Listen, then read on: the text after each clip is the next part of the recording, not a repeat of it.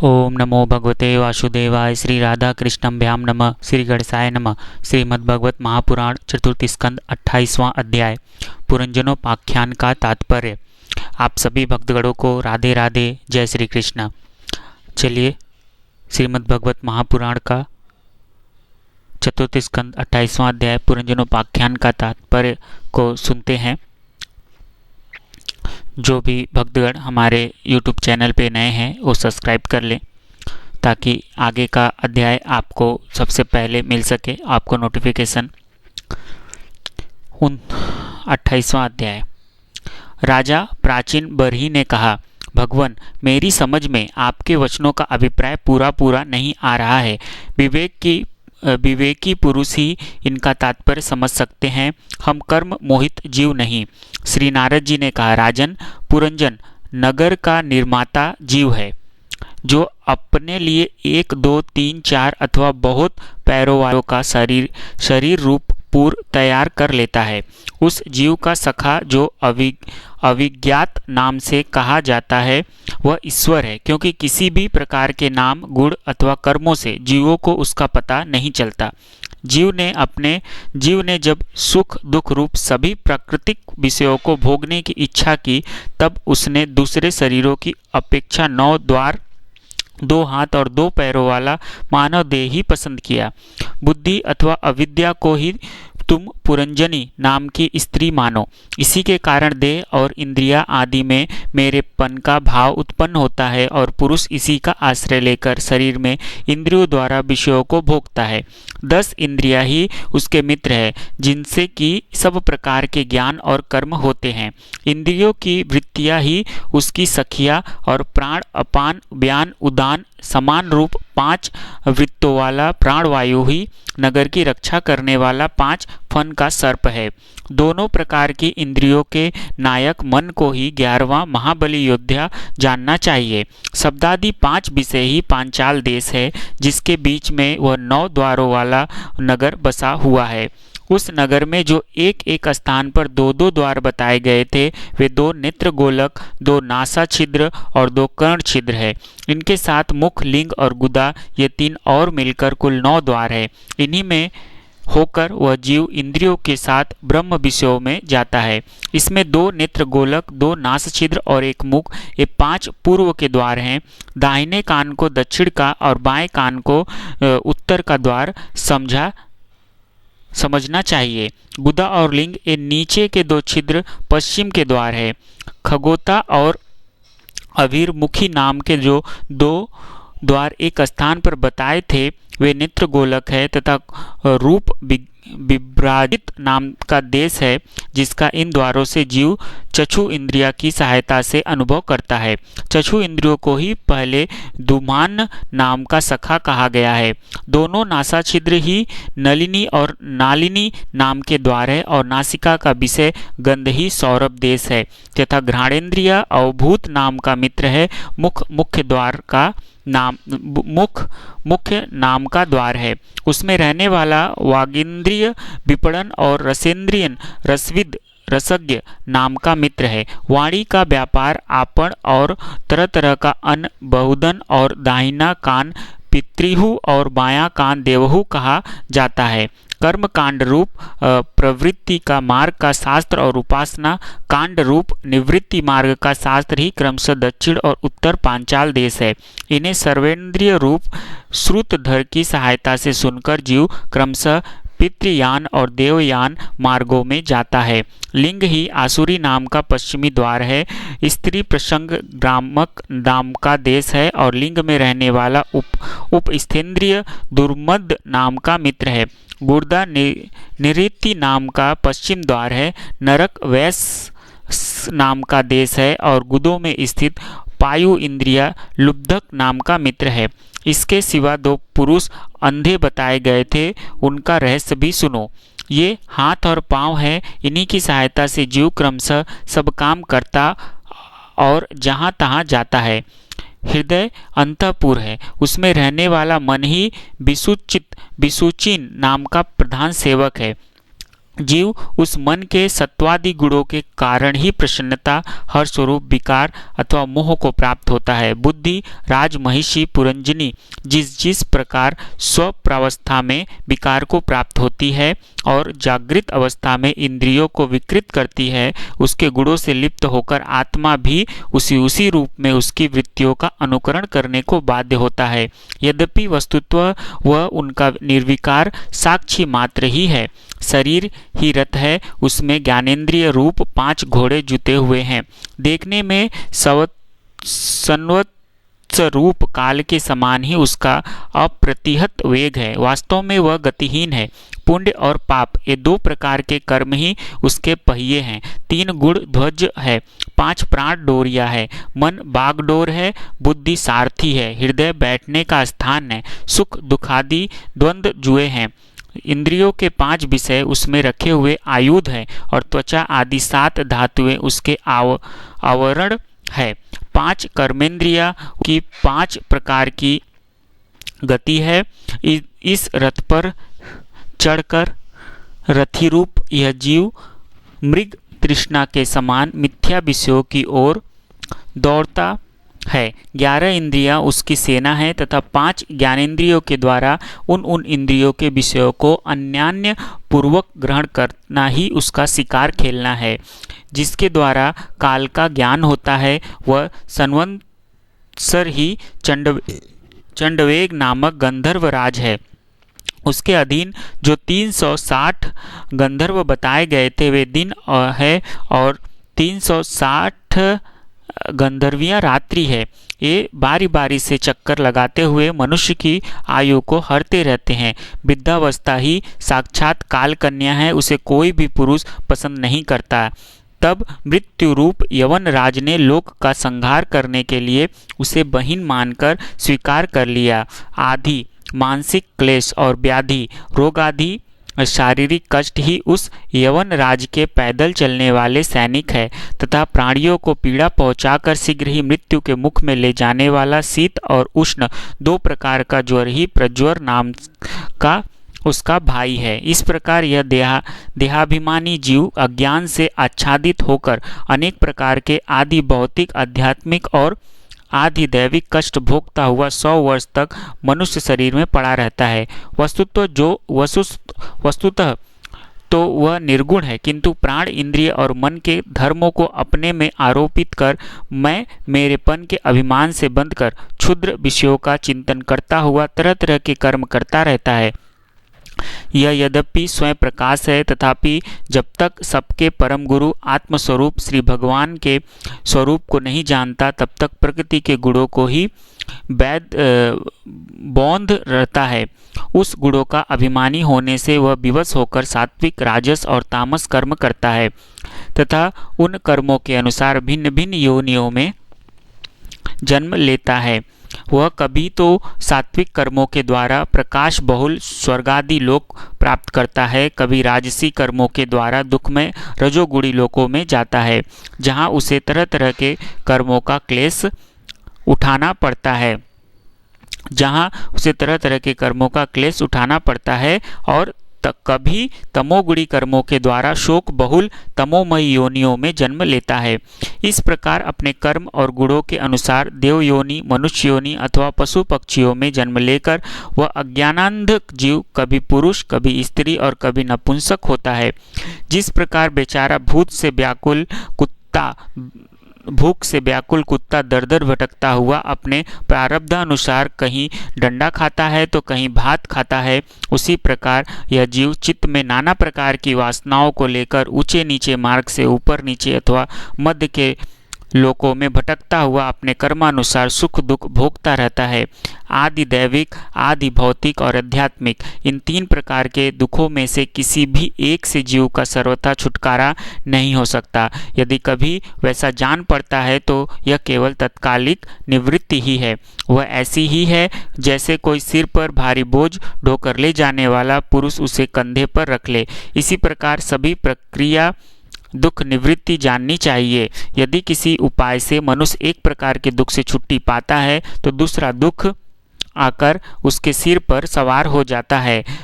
शुद्ध हृदय नरेंद्र, जिस प्रकार स्वप्न में होने वाला स्वप्रांतर उस स्वप्न से सर्वथा छूटने का उपाय नहीं है, उसी प्रकार कर्मफल भोग से सर्वथा छूटने का उपाय केवल कर्म नहीं हो सकता, क्योंकि कर्म और कर्मफल भोग दोनों ही अविद्यायुक्त होते हैं।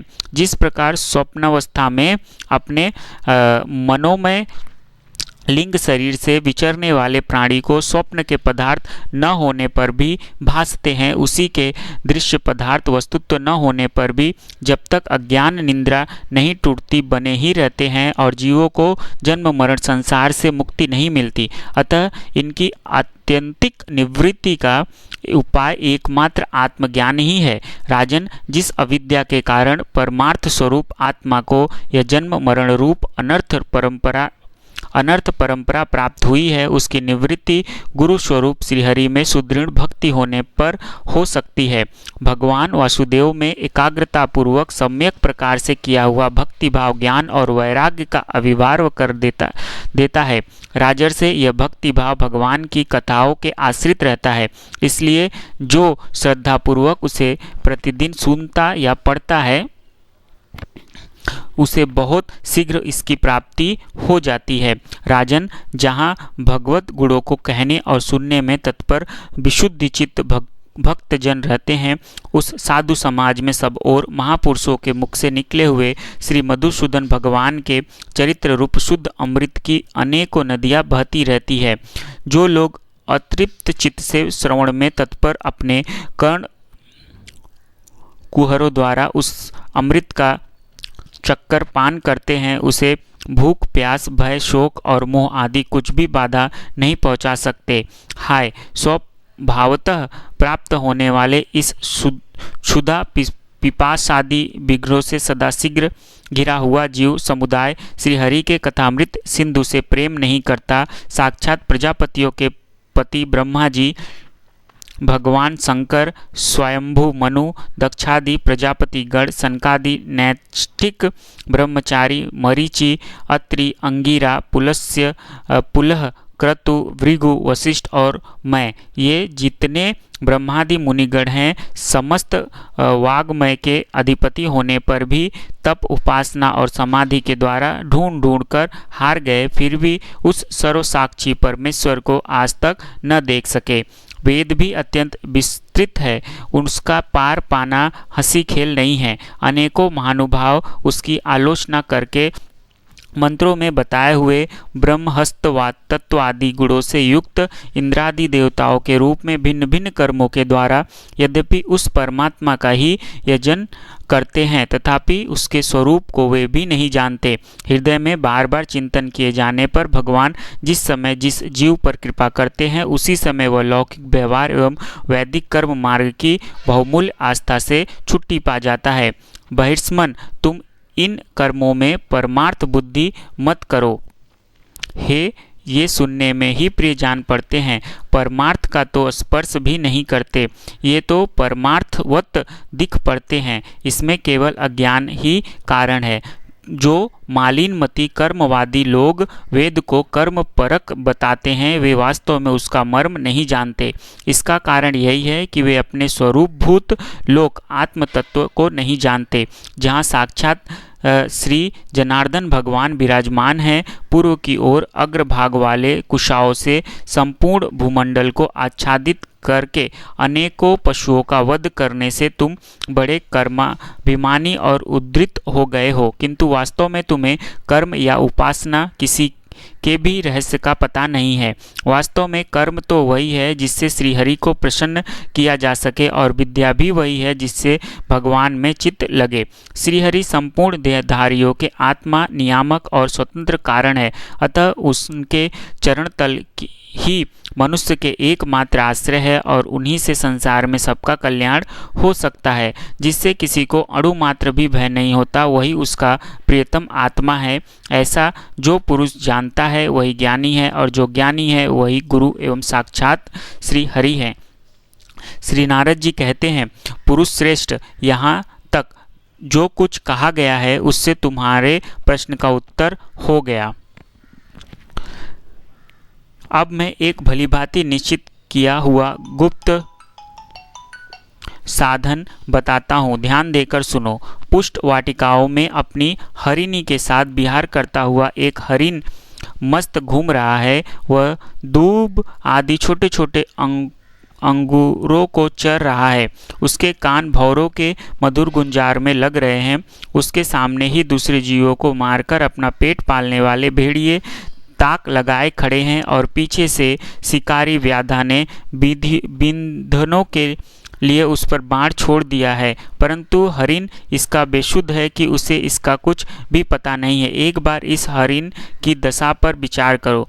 राजन, इस स्वरूप का आशय सुनो। यह मृत प्राय हरिण तुम ही हो। तुम अपनी दशा पर विचार करो। पुष्पों की तरह ये स्त्रियां केवल देखने में सुंदर है।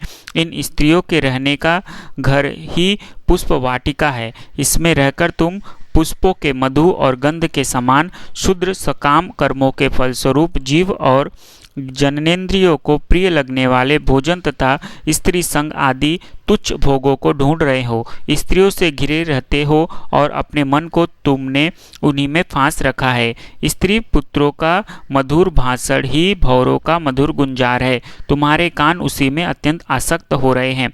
सामने ही भेड़ियों के झुंड के समान काल के अंश दिन और रात तुम्हारी आयु को हर रहे हैं, परंतु तुम उनकी कुछ भी परवाह न कर गृहस्थी के सुखों में मस्त हो रहे हो। तुम्हारे पीछे गुपचुप कर लगा हुआ शिकारी काल अपने छिपे हुए बाण से तुम्हारे हृदय को दूर से ही बिंद डालना चाहता है। इस प्रकार अपने को मृग की सी स्थिति में देखकर तुम अपने चित्त को हृदय के भीतर निरुद्ध करो और नदी की भांति प्रवाहित होने वाली सर्वेंद्रिय की वह वृत्ति को चित्त में स्थापित करो, अंतर्मुखी करो। जहाँ कामी पुरुषों की चर्चा होती रहती है, उस गृहस्थाश्रम को छोड़कर परमहंसों के आश्रय श्री हरि को प्रसन्न करो और क्रमशः सभी विषयों से विपरीत हो जाओ। राजा प्राचीन बरही ने कहा, भगवान, आपने कृपा करके मुझे जो उपदेश दिया उसे मैं सुना और उस पर विशेष रूप से विचार भी किया। मुझे कर्म का उपदेश देने वाले इन आचार्यों को निश्चय ही इसका ज्ञान नहीं है। यदि ये इस विषय को जानते तो मुझे इसका उपदेश क्यों न करते। विप्रवर, मेरे उपाध्यायों ने आत्म तत्व के विषय में मेरे हृदय में जो महान संशय खड़ा कर दिया था उसे आपने पूरी तरह से काट दिया।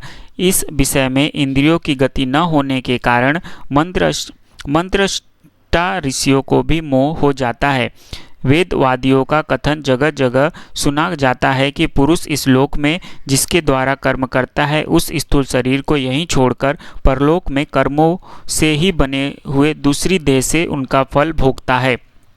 किंतु यह बात कैसे हो सकती है, क्योंकि उस कर्मों का कर्ता स्थूल शरीर तो यही नष्ट हो जाता है। इसके सिवा जो जो कर्म यहाँ किए जाते हैं वे तो दूसरे ही क्षण में अदृश्य हो जाते हैं। वे परलोक में फल देने के लिए किस प्रकार पुनः प्रकट हो सकते हैं। श्री नारद जी ने कहा, राजन, स्थूल शरीर तो लिंग शरीर के अधीन है, अतः कर्मों का उत्तरदायित्व तो उसी पर है। जिस मन प्रधान लिंग शरीर की सहायता से मनुष्य कर्म करता है वह तो मरने के बाद भी उसके साथ रहता ही है, अतः वह परलोक में अपरोक्ष रूप से स्वयं उसी के द्वारा उसका फल भोगता है।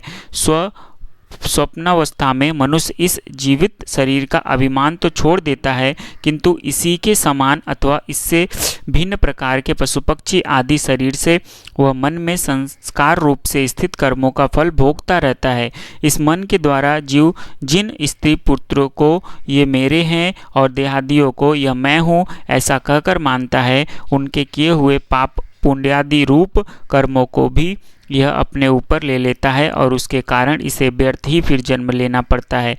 जिस प्रकार ज्ञानेंद्रिय और कर्मेंद्रिय दोनों ही चेष्टाओं से उनके प्रेरक चित्त का अनुमान किया जाता है, उसी प्रकार चित्त की भिन्न भिन्न प्रकार की वृत्तियों से पूर्व जन्म के कर्मों का भी अनुमान होता है। अतः कर्म अष्टि रूप से फल देने के लिए कालांतर में मौजूद रहते हैं। कभी कभी देखा जाता है कि जिस वस्तु का इस शरीर से कभी अनुभव नहीं किया, जिसे न कभी देखा न सुना ही, उसका स्वप्न में वह जैसी होती है वैसी ही अनुभव हो जाता है। राजन, तुम निश्चय मानो कि लिंग देह के अभिमानी जीव को उसका अनुभव पूर्व जन्म में हो चुका है, क्योंकि जो वस्तु पहले अनुभव की हुई नहीं होती, उसकी मन में वासना भी नहीं हो सकती।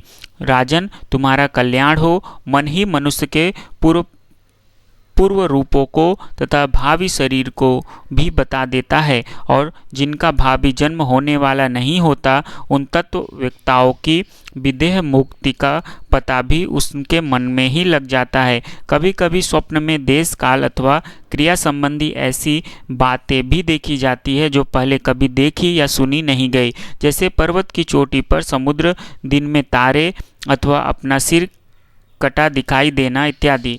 इनके दिखने में निद्रा दोष को ही कारण मानना चाहिए। मन के सामने इंद्रियों से अनुभव होने योग्य पदार्थ ही भोग रूप में बार बार आते हैं और भोग समाप्त होने पर चले जाते हैं। ऐसा कोई पदार्थ नहीं आता जिसका इंद्रियों से अनुभव ही न हो सके। इसका कारण यही है कि सब जीव मन सहित है। साधारणतः तो सब पदार्थों का क्रम से ही भान होता है, किंतु यदि किसी पदार्थ भगवत चिंतन में लगा हुआ मन विशुद्ध सत्व में स्थित हो जाए, तो उसमें भगवान का संसर्ग होने से एक साथ समस्त विश्व की भी भान हो सकता है।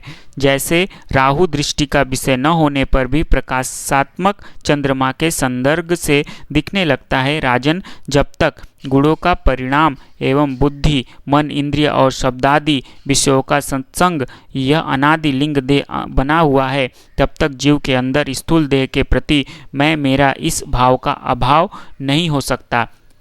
सुषुप्ति, मूर्छा, अत्यंत दुख तथा मृत्यु और तीव्र ज्वरादि के समय भी इंद्रियों की व्याकुलता के कारण मैं और मेरेपन की स्पष्ट प्रतीति नहीं होती, किंतु उस समय भी उनका अभिमान तो बना ही रहता है। जिस प्रकार अमावस्या की रात्रि में चंद्रमा रहते हुए भी दिखाई नहीं देता, उसी प्रकार युवावस्था में स्पष्ट प्रतीत होने वाला यह एकादश इंद्रिय विशिष्ट लिंग शरीर गर्भावस्था और बाल काल में रहते हुए भी इंद्रियों का पूर्ण विकास न होने के कारण प्रतीत नहीं होता। जिस प्रकार स्वप्न में किसी वस्तु का अस्तित्व न होने पर भी जागे बिना जनित अनर्थ की निवृत्त नहीं होती, उसी प्रकार सांसारिक वस्तुएं यद्यपि असत्य हैं तो भी अविद्यावश जीव उनका चिंतन करता रहता है, इसलिए उनका जन्म मरण संसार से छुटकारा नहीं हो पाता।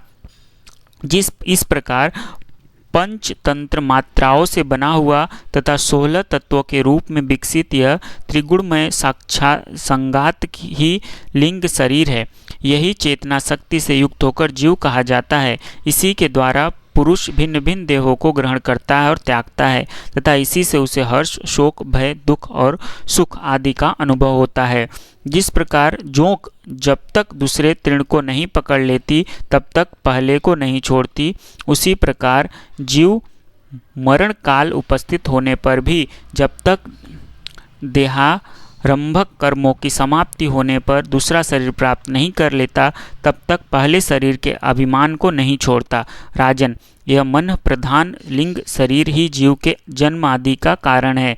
जीव जब इंद्रिय जनित भोगों का चिंतन करते हुए बार बार उन्हीं के लिए कर्म करता है, तब उन कर्मों के होते रहने से अविद्यावश व देहादि के कर्मों में बैठ जाता है। तो उस कर्म बंधन से छुटकारा पाने के लिए संपूर्ण विश्व को भगवत रूप देखते हुए सब प्रकार श्रीहरि का भजन करो। उन्हीं से इस विश्व की उत्पत्ति है, स्थिति है और उन्हीं में लय होता है। श्री मैत्रेय जी कहते हैं, विदुर भक्त श्रेष्ठ श्री नारद जी ने राजा प्राचीन बरही को जीव और ईश्वर के स्वरूप का दिग्दर्शन कराया। फिर वे उनसे विदा लेकर सिद्धार्थ लोक को चले गए। तब राजर्षि प्राचीन बरही भी प्रजा पालन का भार अपने पुत्रों को सौंपकर तपस्या करने के लिए कपिलाश्रम को चले गए। वहाँ उन वीरवर ने समस्त विषयों की आसक्ति छोड़ एकाग्र मन से भक्तिपूर्वक श्रीहरि के चरण कमलों का चिंतन करते हुए सारूप्य पद प्राप्त किया। निष्पाप विदुर जी, देवर्षि नारद के परोक्ष रूप से कहे हुए इस आत्मज्ञान को जो पुरुष सुनेगा या सुनाएगा वह शीघ्र ही लिंग देह के बंधन से छूट जाएगा। देवर्षि नारद के मुख से निकला हुआ यह आत्मज्ञान भगवान मुकुंद के यश से संबंध होने के कारण त्रिलोकी को पवित्र करने वाला, अंतःकरण का शोधक तथा परमात्मा पद को प्रकाशित करने वाला है। जो पुरुष इसकी कथा सुनेगा वह समस्त बंधनों से मुक्त हो जाएगा और फिर उसे इस संसार चक्र में नहीं भटकना पड़ेगा।